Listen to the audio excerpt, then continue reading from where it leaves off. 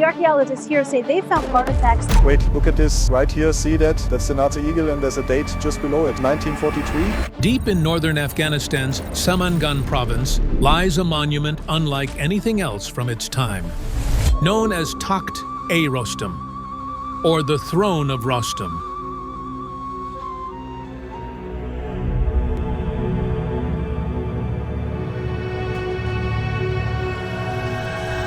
This 1,500-year-old Buddhist stupa doesn't rise skyward like others. Instead, it sinks into the hilltop, its solid dome surrounded by a trench 26 feet deep. It looks a little bit like the Sanchi stupa, so it's really show how it's really ancient, 3rd century. Can you imagine that? It's like 1,700 years ago. From above, the design looks less like a place of worship and more like a stone stronghold built for survival. So was Takht-e Rostam truly a shrine? Or is there another story buried in its stone? The truth may surprise you. Why Takht-e Rostam breaks every rule of stupa design. Across the Buddhist world, stupas usually follow one rule. They are built up, never dug down. The famous stupa at Sanchi in India is a classic example. It's a massive dome resting on a raised base topped with a square railing called a harmika and crowned with a tall post and umbrella. Worshippers circled it clockwise on an open terrace or at ground level. That's the standard language of stupas, a raised dome that marks the sacred center with a simple walking path around it. None of that requires cutting a hole in the ground first. But Takht-e Rostam breaks that tradition completely. Its builders carved a circular trench right into the bedrock, leaving the dome and the square harmika above it as one continuous piece of stone. Visitors didn't climb stairs to make their circuit. They descended into the trench, turned right, and kept the shrine at their left shoulder as they walked around.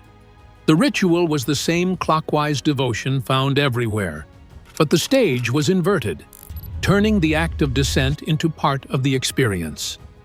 Even the choice of material is unusual.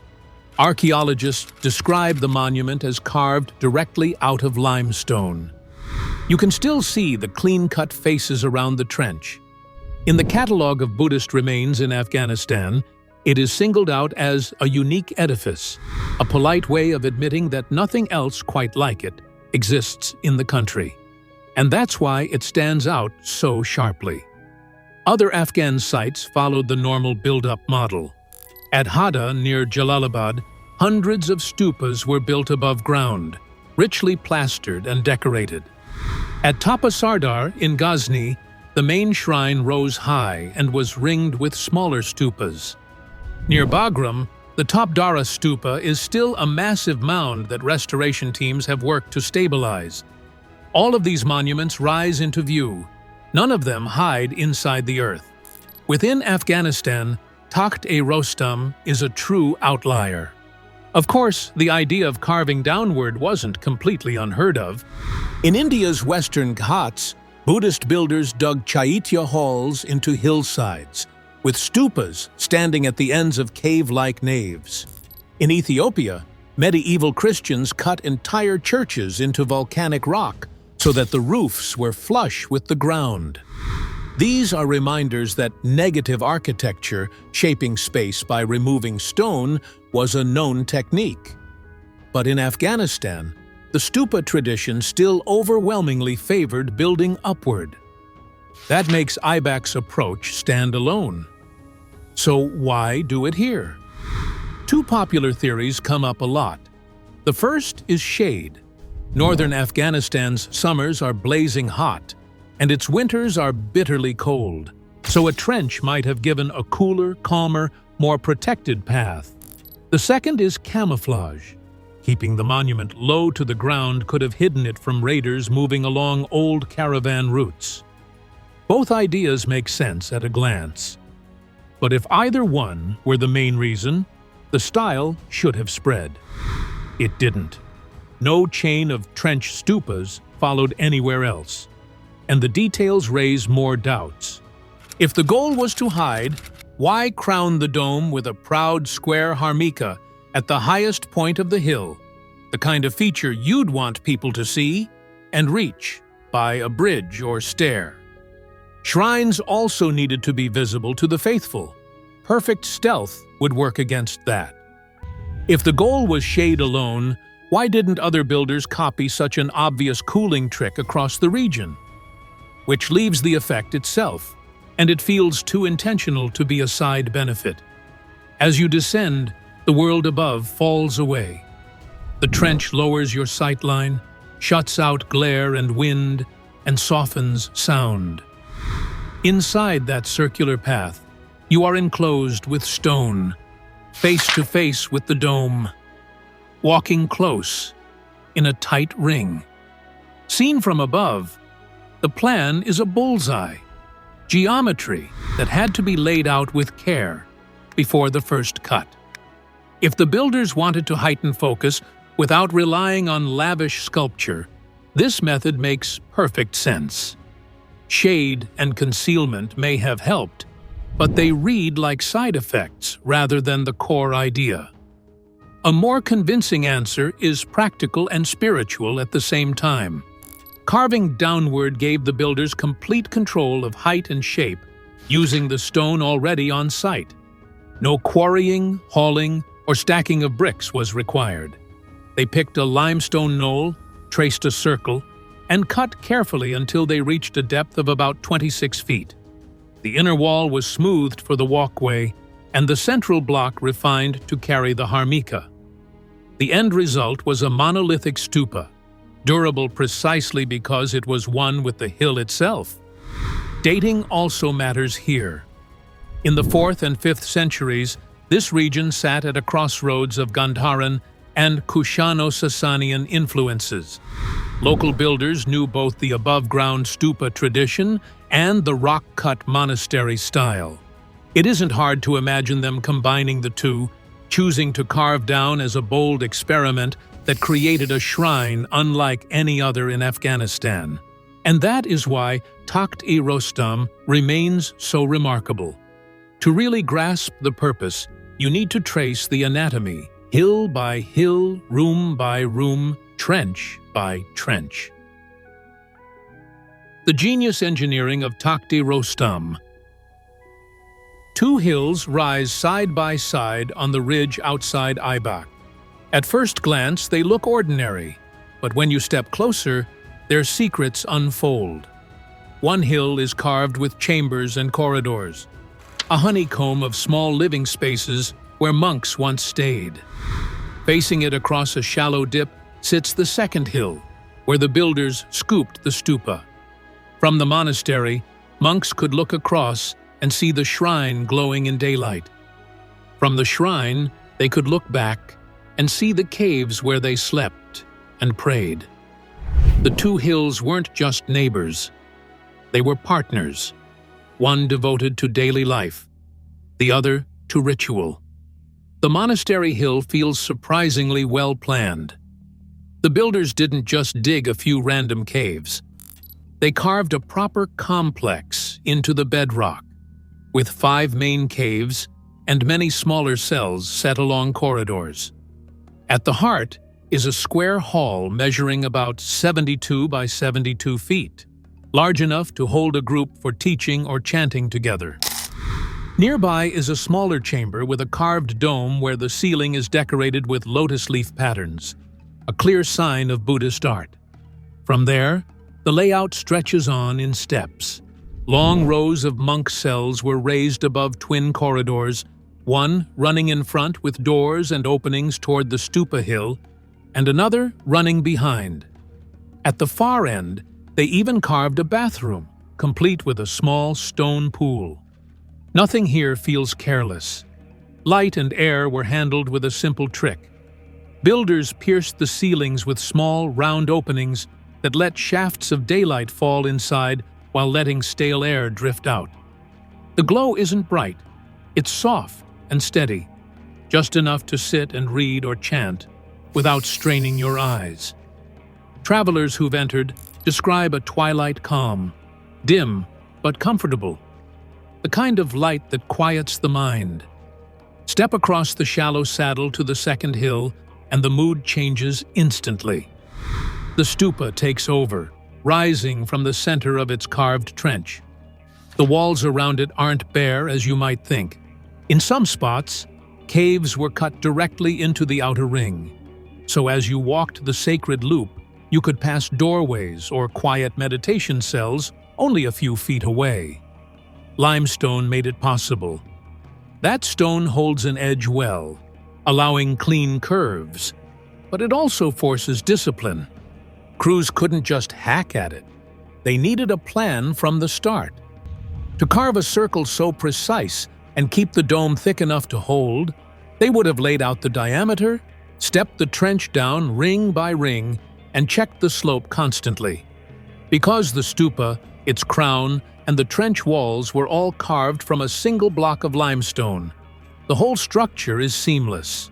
No joints, no weak spots, nothing to split apart. That unity is why the form has lasted for centuries, still crisp despite time and weather. If you've seen India's rock-cut prayer halls, the Chaitya caves, you'll sense the connection. In those halls, you enter a long space with a stupa at the far end, light pouring from above the doorway, and rows of pillars guiding the path as worshippers walked their ritual circle around the shrine. Knowing the plan is one thing, but sites like this aren't frozen in one moment. Takht-e Rostam kept gathering new layers of memory, from monks carving scripture to poets weaving heroes into its stones. The many lives of Takht-e Rostam. To trace the many lives of Takht-e Rostam, we start with its birth. The safest date for the site falls in the late Kushan world, blending into the Kushano-Sasanian period of the 4th and 5th centuries. Think of that label as a shorthand archaeologists use for a cultural mix. Buddhist traditions that grew under the Kushans, combined with Persian influence from the Sasanians. The date is not carved on any wall. It comes from comparison, how the stonework and the rock-cut design match other Buddhist places from that same late antique window.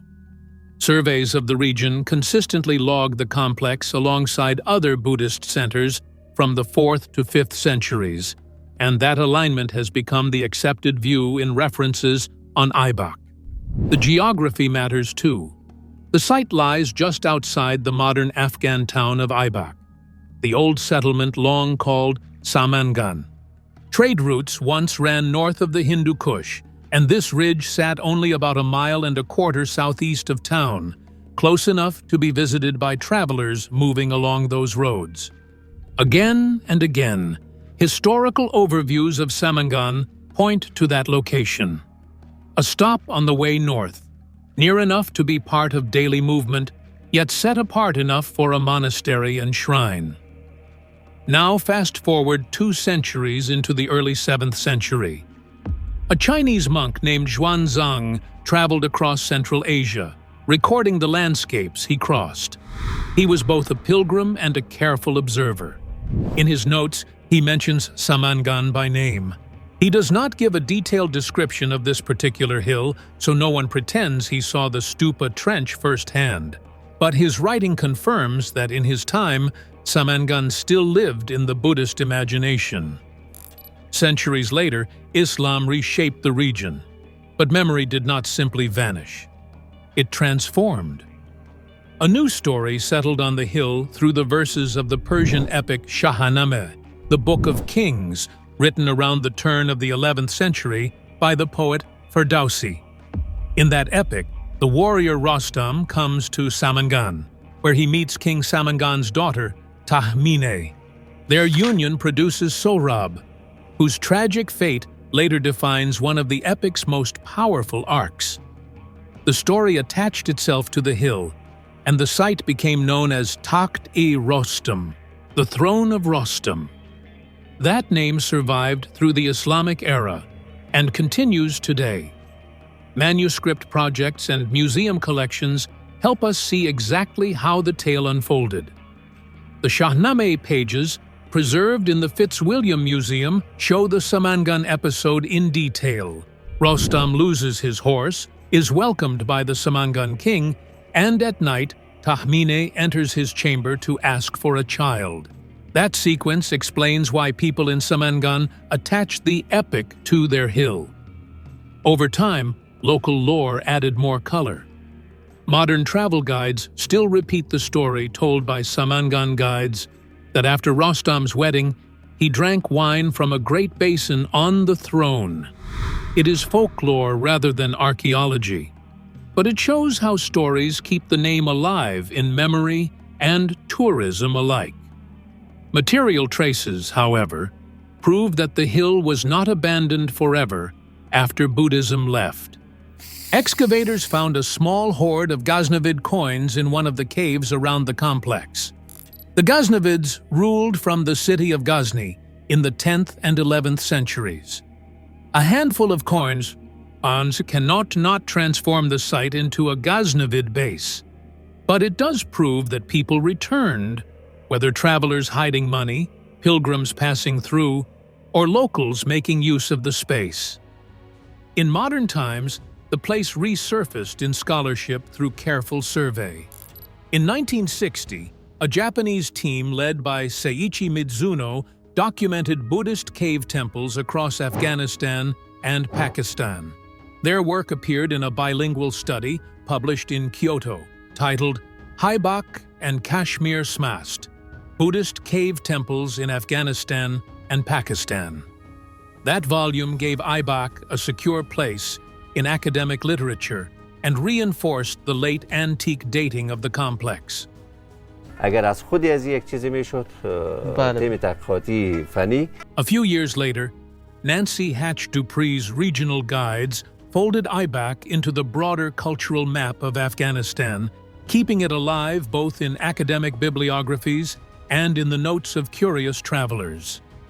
More recently, Afghan cultural offices have tried to protect and present the site.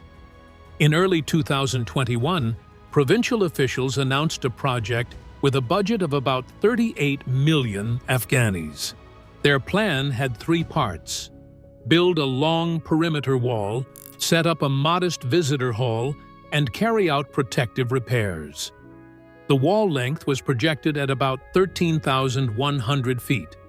An enormous line of fencing for a hilltop. The goal was not grandeur, it was management.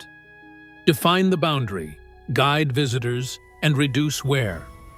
Reports from a few months earlier mention an even larger figure: a projected 15,100 feet of wall, about 10 feet high, scheduled for an 18-month build. Tourism plays a small but steady role in that story as well. When security allowed, cultural offices in 2023 noted that foreign visitors were once again coming to Aibak. It is not mass tourism, it is a trickle. But even a trickle matters. Each group that climbs the ridge needs paths, signage, and basic protection to keep the stupa and monastery intact. For a fragile site, a handful of careful visitors can be both an opportunity and a test. That is the life story we need before turning to bigger questions. With the timeline set, from Kushan devotion to Persian epic to modern care, we can now push toward the sharper question: was this hilltop carved mainly for worship, or was survival part of its design from the start? Could Takht-e Rostam have been a flood shelter?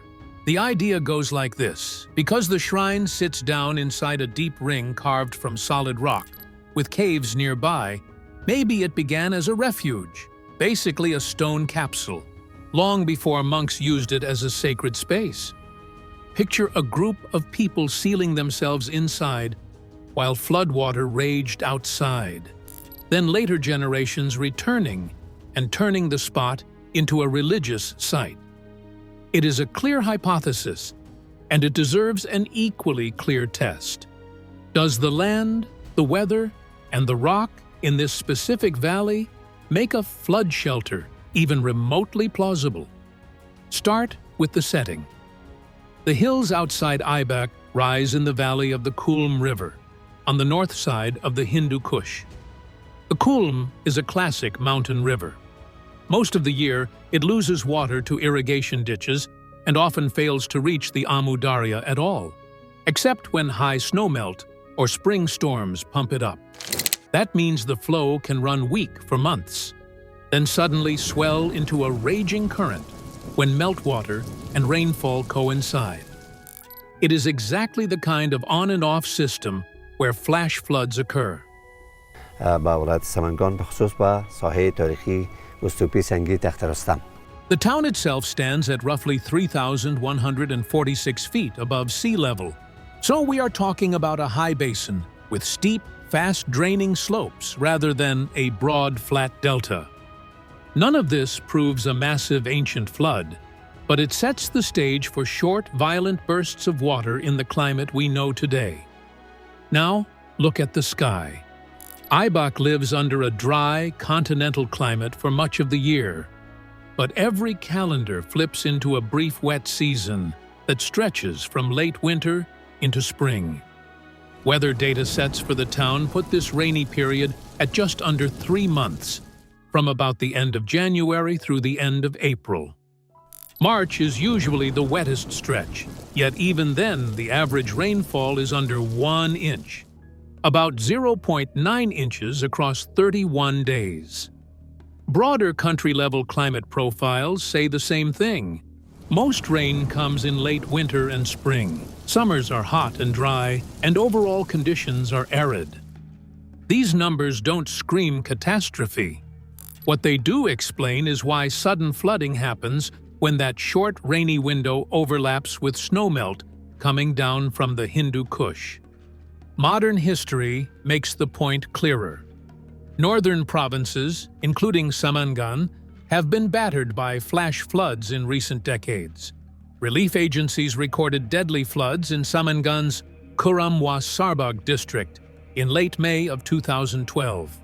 Roundups in 2016 and 2018 again list Samangan among the hardest-hit provinces. In May 2020, heavy rains triggered widespread damage across the province.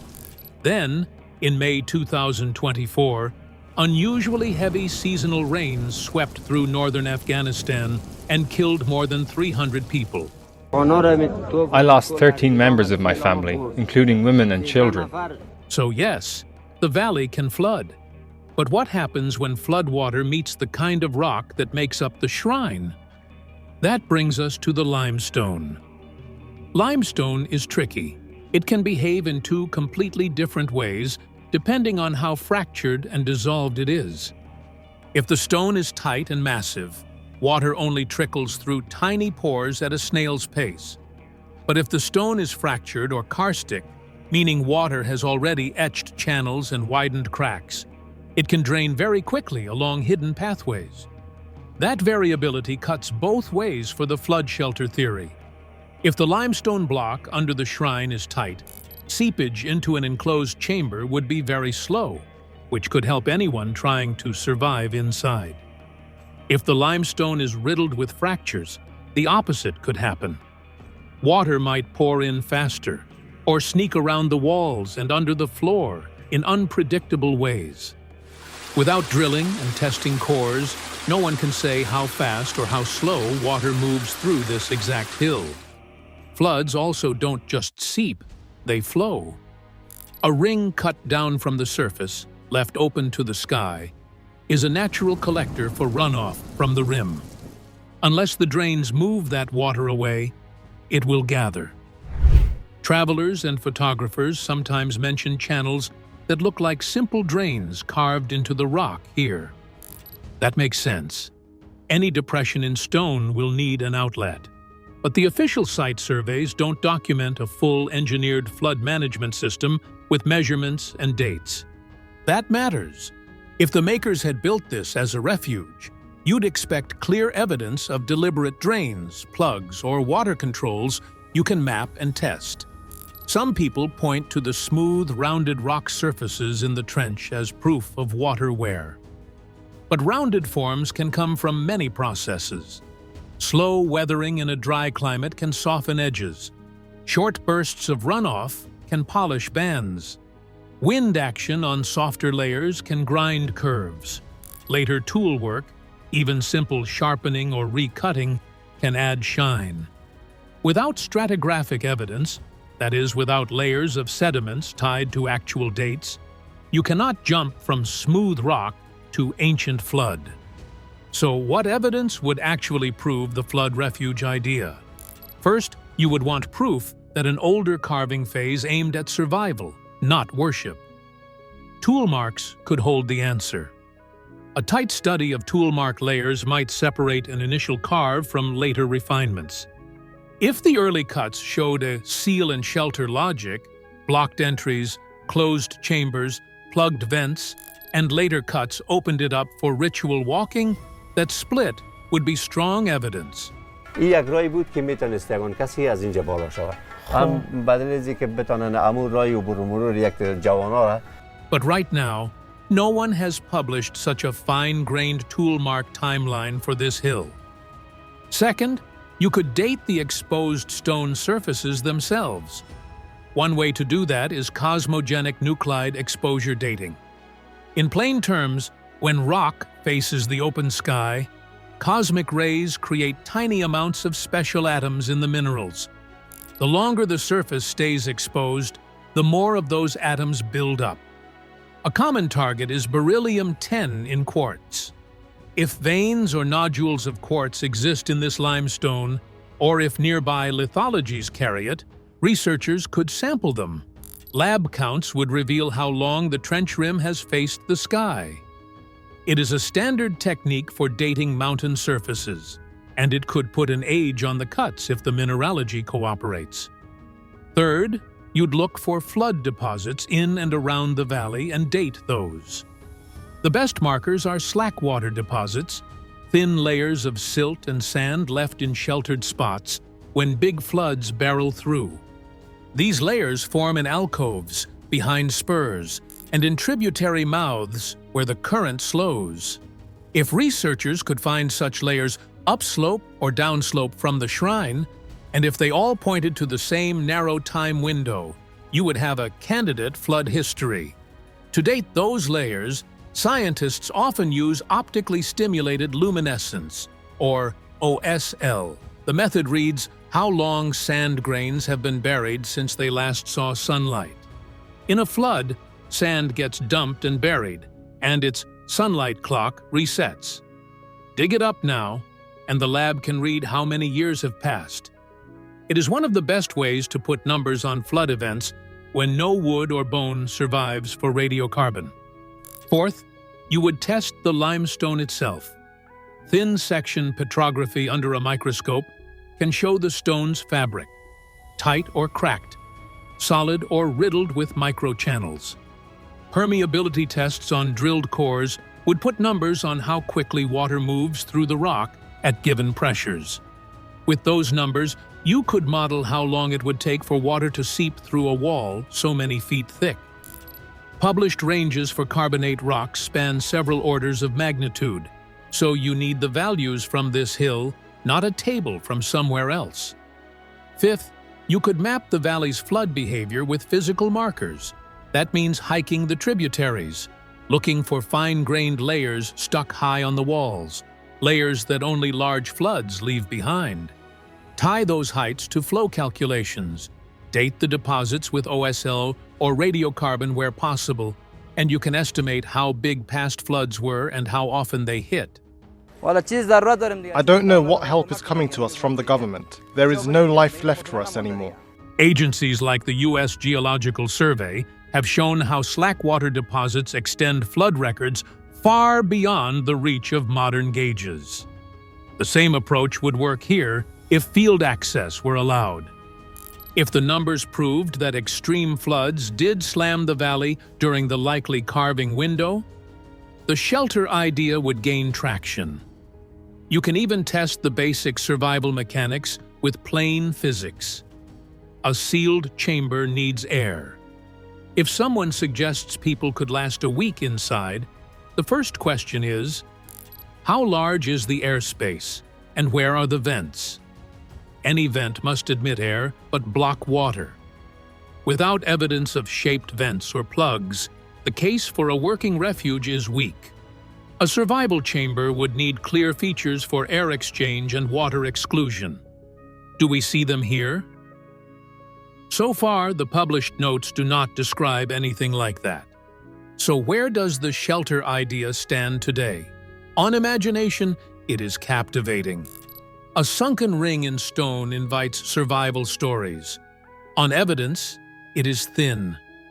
Thanks for watching. Now check out the videos popping up on screen for more unbelievable stories.